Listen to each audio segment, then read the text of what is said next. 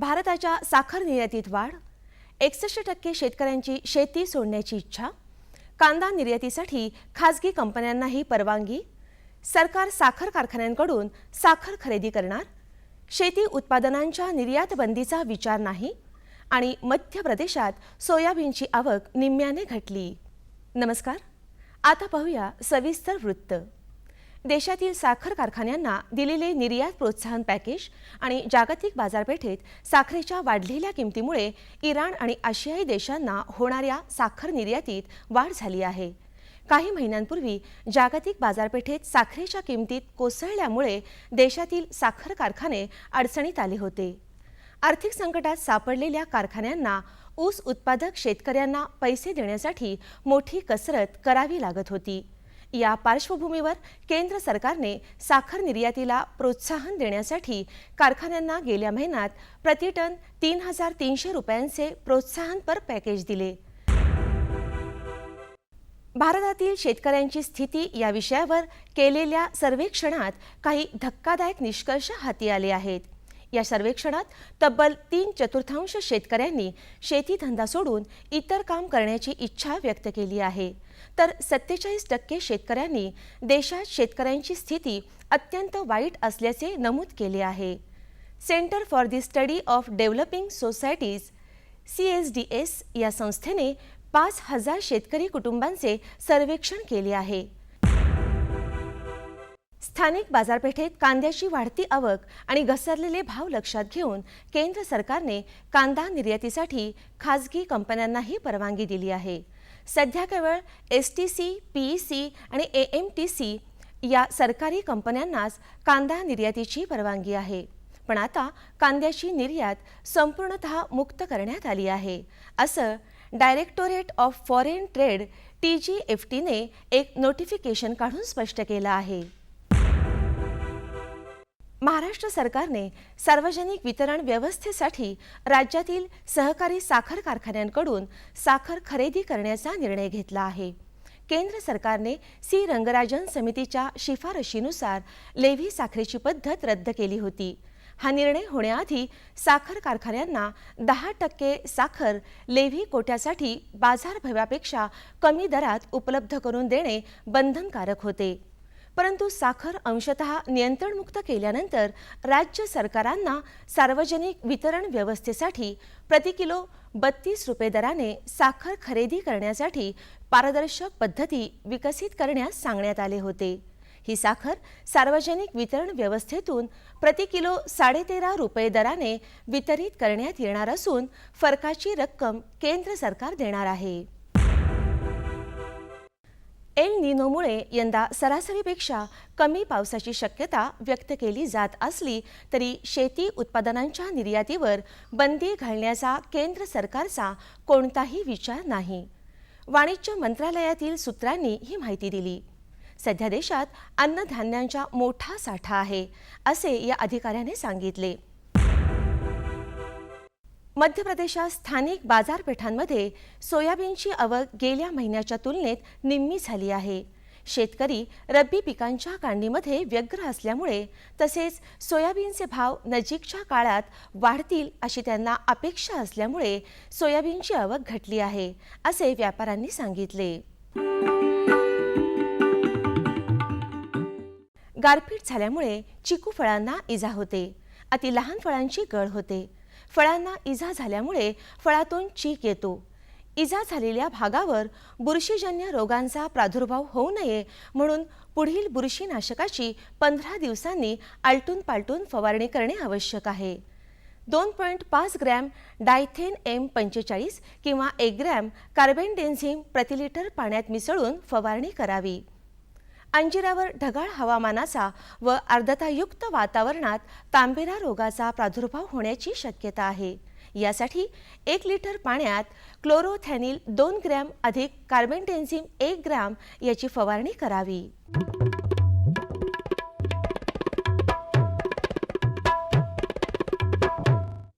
आता बघूया सातारा कृषी उत्पन्न बाजार समितीचे काही बाजारभाव प्रति क्विंटलचे.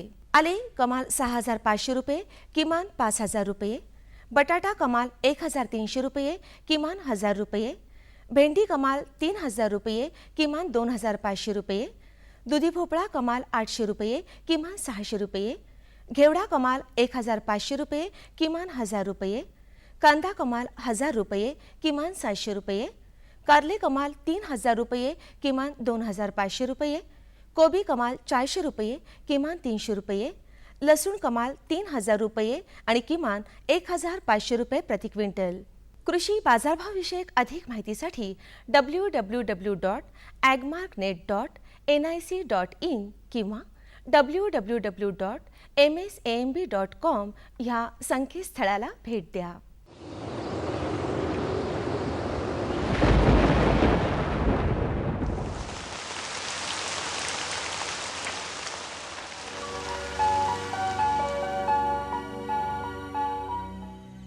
येत्या 24 तासात कोकण व मध्य महाराष्ट्रात हवामान मुख्यतः कोरडे राहण्याची शक्यता असून त्यानंतर हवामान कोरडे राहील.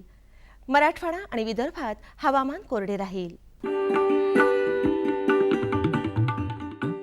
राज्यातील काही प्रमुख शहरांचे तापमान अंश सेल्सिअसमध्ये पुढील प्रमाणे: मुंबई कमाल 36 अंश सेल्सिअस किमान 23 अंश सेल्सिअस, पुणे कमाल 34 अंश सेल्सिअस किमान 21 अंश सेल्सिअस, नागपूर कमाल 37 अंश सेल्सिअस किमान 24 अंश सेल्सिअस, नाशिक कमाल 35 अंश सेल्सिअस किमान 22 अंश सेल्सिअस, औरंगाबाद कमाल 35 अंश सेल्सिअस किमान 24 अंश सेल्सिअस, कोल्हापूर कमाल 37 अंश सेल्सिअस किमान 21 अंश सेल्सिअस, सांगली कमाल 35 अंश सेल्सिअस किमान 25 अंश सेल्सिअस, सातारा कमाल 34 अंश सेल्सिअस किमान 21 अंश सेल्सिअस आणि सोलापूर कमाल 35 अंश सेल्सिअस आणि किमान 27 अंश सेल्सिअस राहण्याची शक्यता आहे.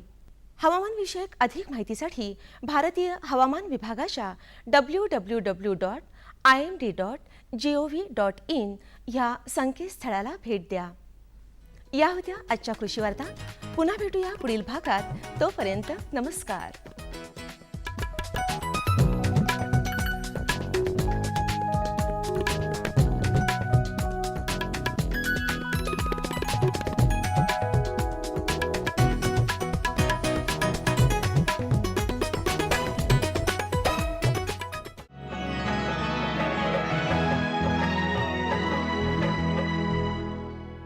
हे घे, आणखी सांग.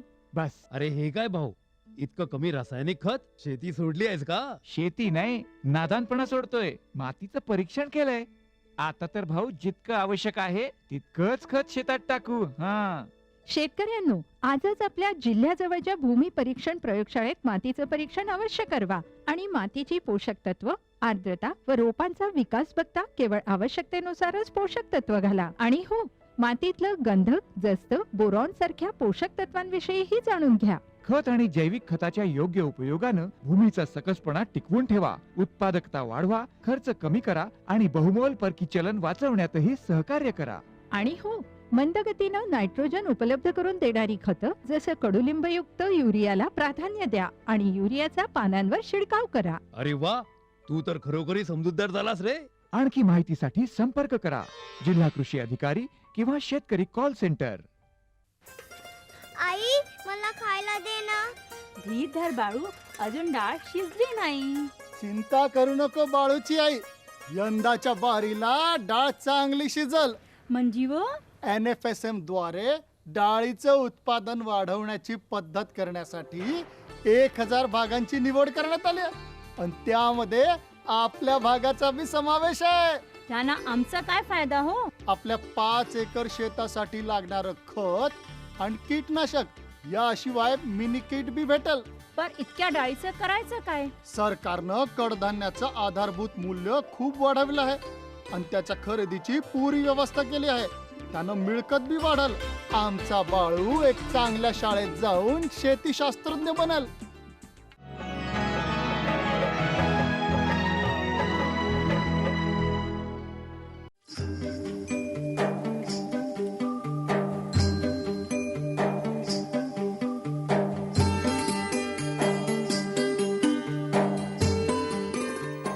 ऊस आणि साखर उत्पादनात महाराष्ट्र राज्य देशामध्ये अग्रेसर आहे. मात्र मध्यंतरीच्या काळात ऊसाच्या दर एकरी उत्पादनामध्ये घट झाल्याचं दिसून आलं. एकरी 30-40 टन सरासरी उत्पादन दिसून येऊ लागलं. कृषी विभाग, सहकारी साखर कारखाने आणि शेतकरी बंधूंनी ही परिस्थिती सुधारण्यासाठी जोरदार प्रयत्न केल्यानंतर आता ऊस शेतीमध्ये आशादायक चित्र दिसू लागलं आहे. या प्रयत्नांना आलेल्या यशाचं मूर्तिमंत उदाहरण अनेक ठिकाणी पाहायला मिळतं. त्यापैकीच एक आहेत सांगली जिल्ह्यातील वाळवा तालुक्यातील तांदुळवाडी गावचे प्रगतिशील शेतकरी सुरेंद्र तोडकर. 3.5 एकराच्या लहान क्षेत्रावर विविध पिकं आणि आंतरपिकं घेऊन त्यामध्ये आधुनिक तंत्राचा वापर करून त्यांनी शेतीमधून भरपूर नफा मिळविला आहे. माझी एकूण शेती 3.5 एकर आहे. त्यात मी ऊस, गहू आणि शेंगे उत्पन्न घेतो. आता चालू वर्षी मी ऊस घेतलेला आहे. त्यात 86-032 ही व्हरायटी मी निवडून प्रथम मी रानाची उभ्या आडवी नांगरट करून घेतली.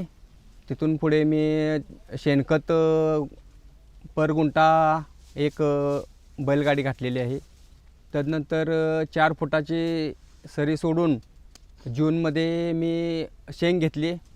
जूनमध्ये शेंग घेतल्यानंतर साधारण 15 ऑगस्टपर्यंत ऊसाची लागण केली. बेणे प्रक्रिया करून 22 टीन रोगर जर्मिनेटर ह्यात एक डोळा तयार करून बेणे प्रक्रिया करून प्रति फूट 1.5 फुटावर एक डोळा या पद्धतीनं 4 फूट सरीत त्याची लागण केली. बेसल डोसला DAP साधारण 2 पोती, पोटॅश त्याच्याबरोबर सेंद्रिय खत, फेप्रोनिल घटक असणारं बायरचं रिजंट हे वापरून लागण केली. त्यानंतर पाणी दिले. साधारण 80 दिवसात 75 ते 80 दिवसात शेंगाचे पुणे मार्केटला डायरेक्ट ओलिसिंग पाठवली. त्यातून मला 1 एकरला साधारण 60-65 हजारपर्यंत उत्पादन मिळाले.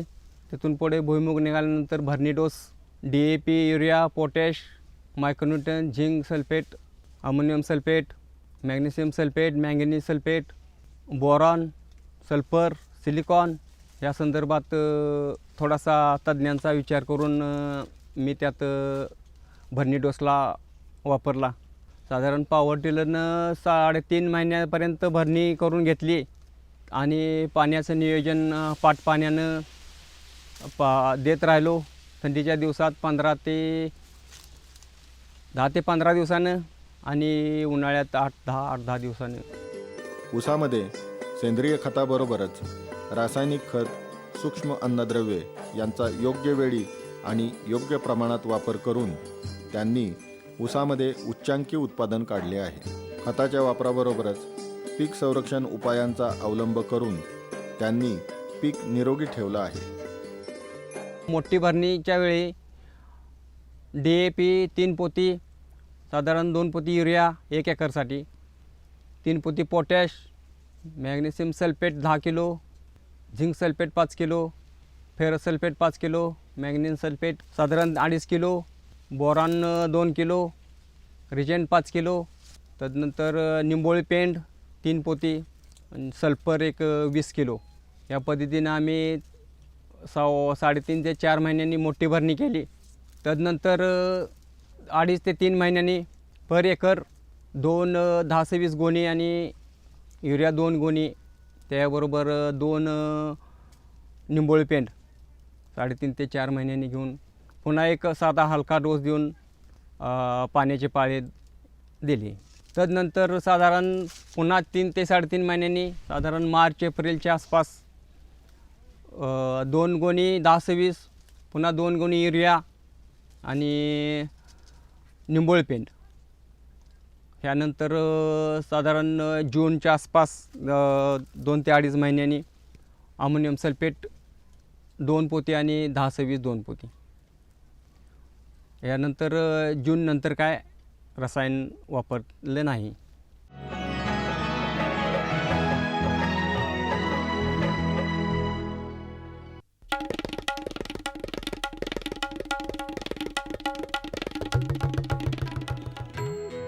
मामी मी शाळेला जाते बरं. शाळेला? अगं पण लग्नाच्या वक्ताला तू शिकलेली आहेस म्हणून सांगितलं होतं की. अव मामी फार्म स्कूलला जातीये शेतीच्या नव्या नव्या गोष्टी शिकाया. तुम्ही बी चला की. फार्म स्कूल जिथे शेतकऱ्यांना पिकांचा उपज वाढवायच्या सर्व गोष्टी शिकवल्या जातात. जसं मातीच्या पोतानुसार कोणती खतं योग्य आहेत, कोणती बियाणं आणि गरजेनुसार कोणती कीटकनाशकं उत्तम आहेत. खर्च बेताचा लाभ मोलाचा. सुगंधाच्या दरवळीमध्ये, स्वादाच्या बहारीमध्ये, प्रगतीच्या डहाळ्यांमध्ये पसरणाऱ्या हास्यांमध्ये, हिरव्यागार झाडांमध्ये, मोठ्या मोठ्या सौद्यांमध्ये, गोड मधुर गुंजनामध्ये, आनंदाच्या चाहुलीमध्ये. NHM बागवानी मिशन.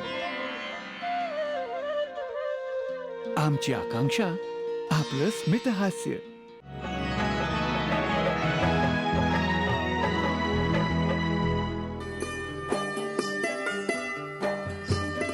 आंतरपिकाचा योग्य वापर, बीज प्रक्रिया, खत व्यवस्थापन, पीक संरक्षण इत्यादीमध्ये अचूक नियोजन करून ऊसाच्या एकरी उत्पादनामध्ये सुरेंद्र तोडकर यांनी कारखाना स्तरावर अनेक पुरस्कार मिळवले आहेत. आता सर्वोच्च उत्पादन घेऊन राज्यात प्रथम क्रमांक मिळवला आहे. वसंतदादा शुगर इन्स्टिट्यूटने त्याबद्दल पुरस्कार देऊन त्यांचा गौरवही केला आहे. साधारण करपा आणि तांबेऱ्याचे लक्षणे सप्टेंबर ऑक्टोबरमध्ये फार येतात. त्यामुळं करपा तांबेऱ्यासाठी फॉलिक्युअर आम्ही 1-2 वेळा वापरलं. साधारणतः 6 महिन्यांनी फॉलिक्युअर याच्याबरोबर मग पीक लहान असताना 1261-0, त्यानंतर 052-34 बायोझाईम आणि स्टेज वाईज पहिल्यांदा 1261-0, नंतर 052-34, त्यानंतर 1340-13, तदनंतर 19-19-19 अशा प्रत्येकी 3, 2.5-6 महिन्यांनी असे 3 ते 4 फवारणी आम्ही घेतलेले. जूनमध्ये जो आंतरपीक म्हणून भुईमुग घेतलेला असतो आहे, साधारणतः तो ऑगस्टमध्ये आम्ही त्याची काढणी करतो. त्यावेळेला ते डायरेक्ट पुणा मार्केटला आम्ही त्याला ओली शेंग म्हणून डायरेक्ट पाठवतो. त्याचे साधारण 1 एकरला आम्हाला 60,000पर्यंत त्याचं उत्पादन भेटले. ऊस तात्यासाहेब कोरे फॅक्टरीला पाठवल्यानंतर आमचा साधारण 138 टनापर्यंत 1 एकरसाठी ऊस गेला. त्यातून मला 3,65,000 उत्पन्न मिळालं. यातून मला साधारण खर्च 70,000 ते 80,000 रुपये वजा जाता 280पर्यंत साधारणतः मला त्याची रक्कम भेटली. आणि निव्वळ नफा शेंगाचा आणि त्यातून दुय्यम पीक घेतलेले यातून मला 61,000 रुपये पुणे मार्केटला ओली शेंग पाठवलेले यातून 60,000 रुपये मला मिळाले.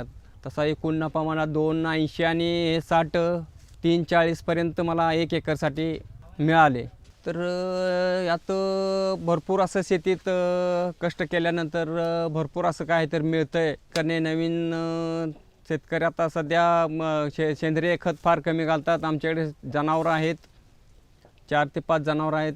याच्यापासून शेणखत भरपूर मिळतं आहे. उभ्या आडवी नांगरट करून साधारण गुंट्याला शेणखत वगैरे बैलगाडी घालून तुम्ही जर शेती करत असाल तर त्यातून तुम्हाला चांगले उत्पन्न मिळेल. राज्याच्या सरासरी ऊस उत्पादनापेक्षा अनेक पटींनी उत्पादन घेऊन वाळवा तालुका ऊस उत्पादनात राज्यामध्ये अग्रेसर ठरला आहे. तर साधारण आमच्या ह्या गावाचं ऊसाचं क्षेत्र जे आहे ते साधारण 1,000 एकराच्या वरती आहे. साधारण महाराष्ट्रामध्ये ऊस उत्पादक शेतकरी जो आहे त्या शेतकऱ्यांचं सरासरी ॲव्हरेज साधारण 60-65-70 टनाचं असतं. पण तांदळवाडी त्याला अपवादात्मक आहे. आणि ह्या माझ्या गावामध्ये साधारण एकरी 160 टनापर्यंत काढणारे शेतकरी आहेत. आता यावर्षी आम्हाला माझ्या पुतण्यानं जो काढला तो 3.5 गुंठ्याला 3.5 टनाप्रमाणे काढला. पण त्यापुढेसुद्धा आता काय काय ॲव्हरेज ह्या भागामध्ये मिळालेले आहेत. तर एकंदरीत पाहता ऊस उत्पादनामध्ये अशा पद्धतीनं जर आधुनिक पद्धतीने शेती केली आणि जर त्या पद्धतीनं कामकाज केलं तर ऊसामध्ये सुद्धा शेतकऱ्यांना भरघोस आर्थिक उत्पन्नाचं स्रोत प्राप्त होऊ शकतं आहे. आणखीन त्यामुळं शेतकऱ्याचा जीवनमान उंचवण्यास व प्रगती होण्यास ऊस क्षेत्रामुळे कोणतीही अडचण येणार नाही. की शासनाचा कल आज फळबागा, फळ लागवड याच्याकडे आहे. पण त्या संदर्भात सुद्धा फळबागा फुलबागा याच्याबरोबरच ऊस क्षेत्रासंदर्भात सुद्धा जर शेतकऱ्यांनी अशा पद्धतीचं जर अभ्यासपूर्वक नियोजन करून जर शेती केली तर भविष्य काळात निश्चितच त्यांना आर्थिक स्तर त्यांचा उंचून आर्थिक प्राप्ती होऊन त्यांचा आर्थिक स्तर उंचावेल आणि शेतीमध्ये सुद्धा नवीन नवीन प्रायोगिक तत्वावरती त्यांना भविष्य काळामध्ये करता येतील. अशा पद्धतीचं ह्या भागामध्ये आमच्या शेतीचं एकंदरीत उत्पादन घेतलं जातं आहे. याच्याच पद्धतीनं दुसरे आणखीन अनुषंगिक काय उत्पादनं घेता येतात का याच्यावरसुद्धा आमच्या भागातल्या शेतकऱ्यांचा विविध परिसंवादामध्ये भाग जात असतात. महाराष्ट्र शासनाचं जे शेतकरी मासिक आहे त्याचाही अभ्यास थोडाफार घ्यायला तो शेतकऱ्यांची चर्चासत्र चालू असतात.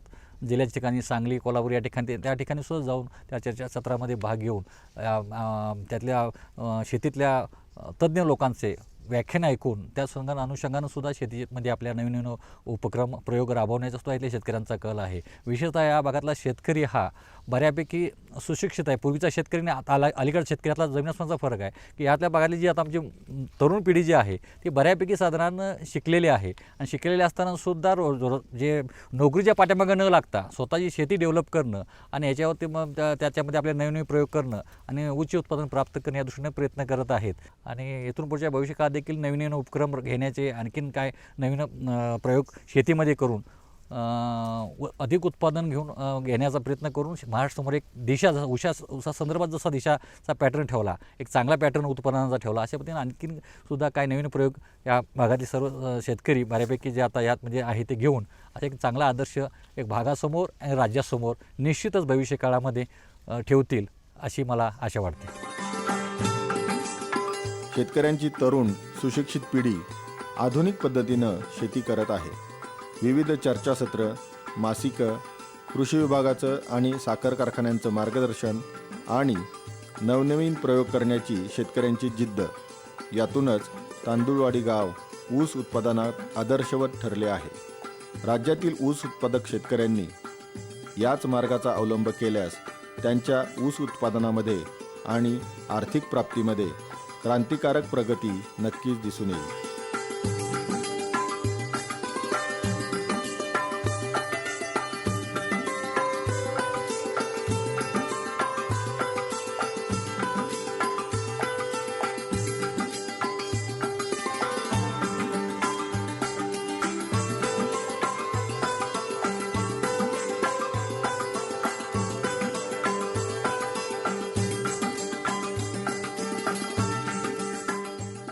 आमचा पत्ता निर्माता कृषी दर्शन दूरदर्शन केंद्र पुणे. आमचे ईमेल ID असे आहे ddkpuneकृषी@hotmail.com आणि ddkpuneकृषी@rediffmail.com.